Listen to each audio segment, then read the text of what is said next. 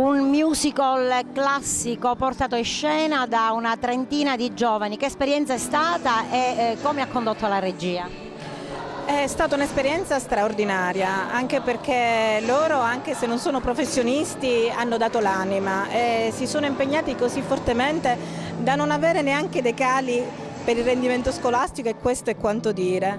È piaciuto molto, si sono impegnati molto, io sono molto orgogliosa di loro.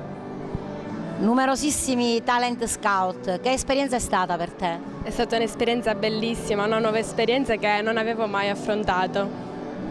Pensate di continuare a portare in scena il musical? Speriamo di sì, se piace al pubblico sì.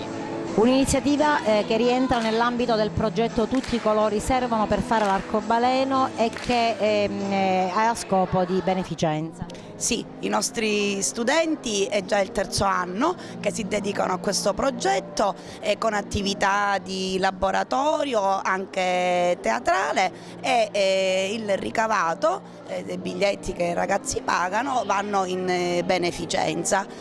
Quest'anno Grisi ha voluto dare un colore all'arcobaleno della solidarietà, ha dimostrato che i ragazzi del Leonardo ancora una volta sono giovani sani, creativi e ricchi di talento e il futuro li attende sicuramente.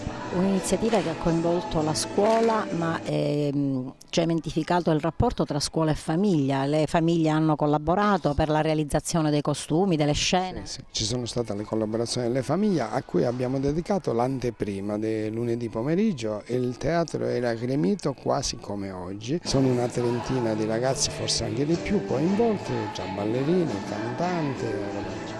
E la terza rappresentazione, quella conclusiva, quella di oggi, ma ha visto anche un buon livello della rappresentazione, soprattutto dal punto di vista canoro e anche delle musiche, dei balletti. È ovvio che ai ragazzi è piaciuto molto, qualcuno l'ha interpretata anche con particolare entusiasmo.